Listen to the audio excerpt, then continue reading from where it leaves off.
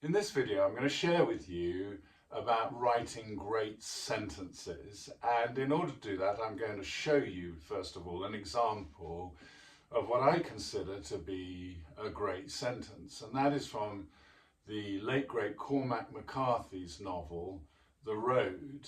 The Road is about a post-apocalyptic North America, about a father and a son trying to traverse an extremely dangerous and depressing landscape, trying to find their way to safety. The father committed 100% to protecting his boy. And then at one point, quite early on, around about page 16, we see the boy looking up at the grey skies above him, seeing a single flake falling, a flake of ash, and that ash falls into his hand. And this is what Cormac McCarthy says, and it's just a quite breathtakingly beautiful and brilliant sentence. He says this: "He caught it in his hand and watched it expire there like the last host of Christendom." Wow, what a sentence. Well, why is it such a great sentence? Let me give you 7 very quick reasons, which I'm going to turn into top tips for all of us, how to write great sentences using Cormac McCarthy's beautiful example. First thing is apt adjectives. We need to use apt adjectives. Cormac McCarthy uses appropriate and deceptively simple adjectives. He describes the flake falling from the sky as single and grey. Those are simple words, but they suggest a huge wealth of meaning. He describes the landscape as an ashen, there's the apt adjective, the scabland. He describes the host of Christendom, which is the simile for this flake, as the last host. So these are the words, the kinds of adjectives that McCarthy tends to use, words like ashen and grey and last. And they are simple, but they're very apt and they are extremely resonant. The second thing I want to point out in McCarthy's great sentence is fluent rhythm.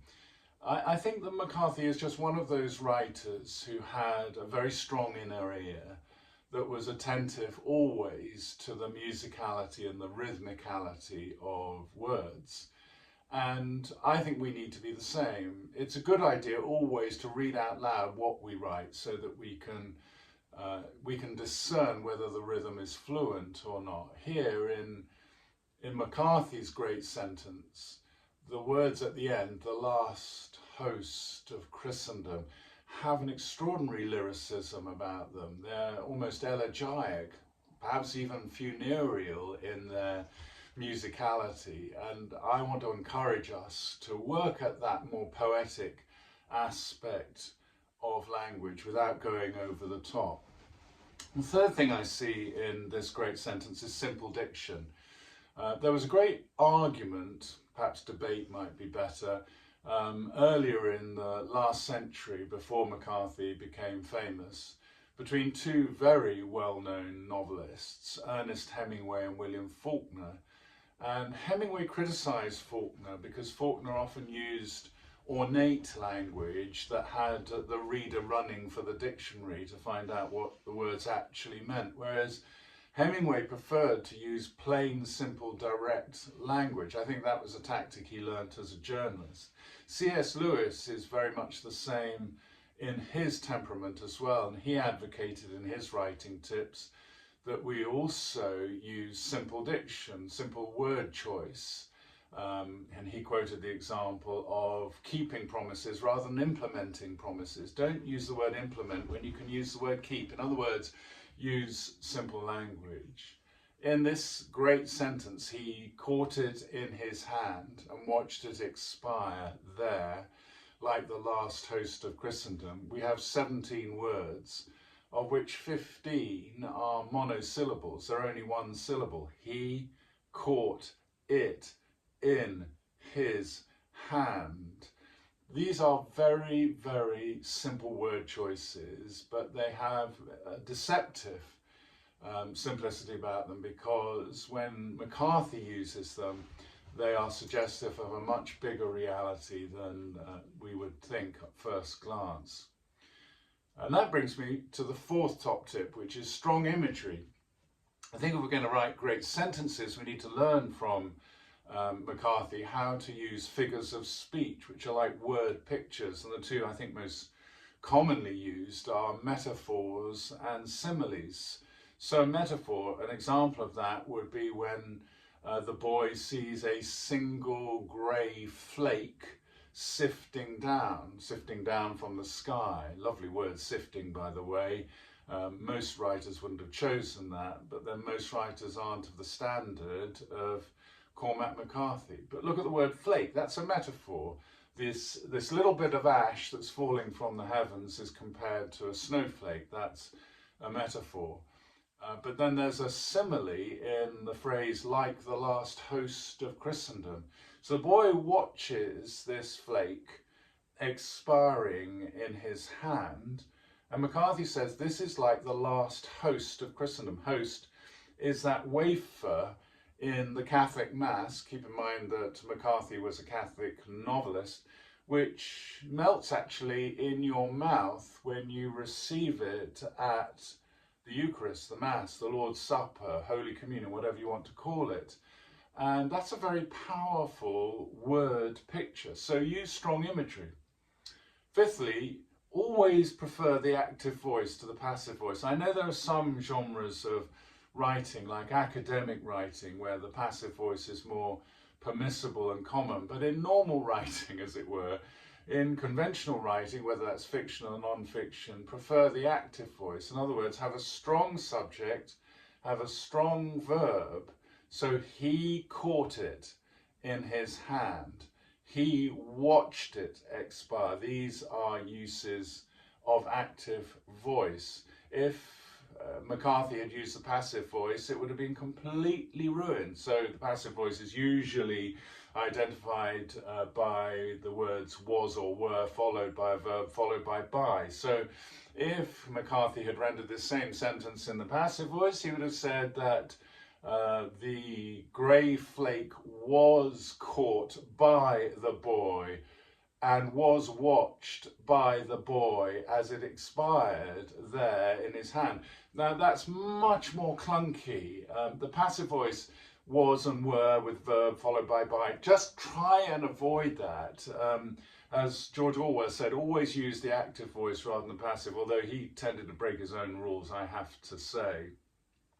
But when you're writing, when I'm writing, to write a great sentence, I think we should always, if we can, prefer the active voice.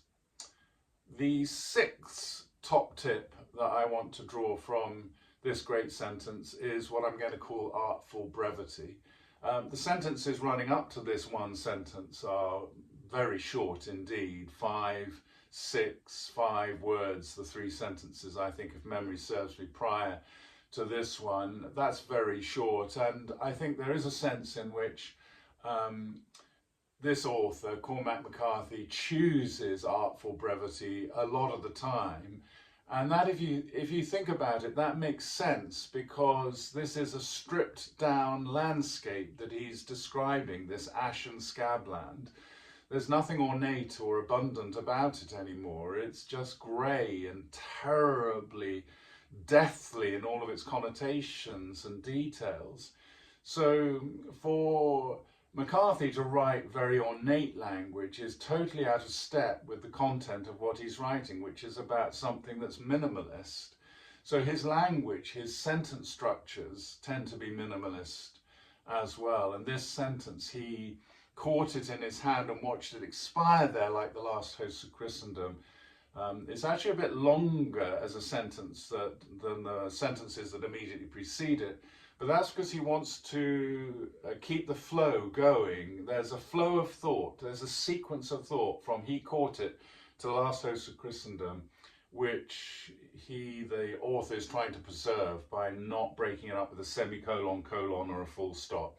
So this is a single sentence. It's a sort of medium length sentence, but that's completely justifiable because it's much better to vary your sentence lengths. William Faulkner, who, as I said earlier, Hemingway had a go at for his ornate language, Also wrote very, very long sentences. In fact, I think the Guinness Book of Records says that one of his sentences is the longest on record at about 1,287 words. Hemingway was very opposed to that and said, write short sentences. And McCarthy tends to do that as well. So remember the use of artful brevity, not artificial brevity, but artful brevity, the right length of sentence. That is a very key consideration and top tip. And my final of the 7 top tips from McCarthy is emotive appeal. I would like you, please, to remember that the word sentence comes from a Latin verb sentire, S-E-N-T-I-R-E. Sentire in Latin means to feel. So a sentence, this may be stretching the root meaning of a word too far, but the sentence, when I write it, I want it to have an emotive appeal. I want it to evoke feelings. So in McCarthy's case, we see that very, very clearly when he says he caught it in his hand and watched it expire there, like the last host of Christendom. When he says like the last host of Christendom, this Catholic author, McCarthy, is saying that in this apocalyptic landscape where everything has been destroyed pretty well and where human beings are now reduced to eating each other's flesh, this flake, this single grey flake that has sifted down from the heavens and is now expiring in this boy's hand, signals the end of an era, the end of a long historical era, the era of Christendom. Now, that has no place any longer in this, quotes, ashen scabland. So this is very, very powerful. This is very emotive. This actually elicits feelings in us because we're seeing that there's something ended. But does that mean that this is all just hopeless? Does that mean that there's no future at all for any kind of spirituality and humanity? The answer is no, because this father that's traversing this desperate landscape with his boy whom he's trying to protect is always saying to the boy that the boy carries the fire. He never explains what the fire is, but he says, you have the fire. You've got to carry the fire, my son. Now that suggests something wholly different from Christendom, from organized religion, because organized religion isn't notorious for the fire understood as a classic symbol of the Holy Spirit, which is much more spontaneous, personal, much more affectionate, much more powerful and potent than organized religion. And so what I think McCarthy is suggesting is that even in this barrenness, there is blessing. Even in this desperate void of a landscape where there's no more religion, it cannot be any more religion, this boy carries the hope of the future because he carries the fire. That's very emotive, that's extremely strong. So those are my 7 top tips for writing a great sentence, and they're all drawn from this one sentence, this great, almost perfect sentence by Cormac McCarthy, one of the greatest American novelists of the last 50 years. If you've enjoyed this video, please hit the subscribe button. If it's something that you found has added benefit to your life as a writer, please hit the like button, and please share this with your writing friends. And in the meantime, as writers of faith, like Cormac McCarthy was, let's keep writing in the light. Let's carry the fire as we write. Let's transmit the fire as we write, and let's live luminously and write radiantly to the glory of God.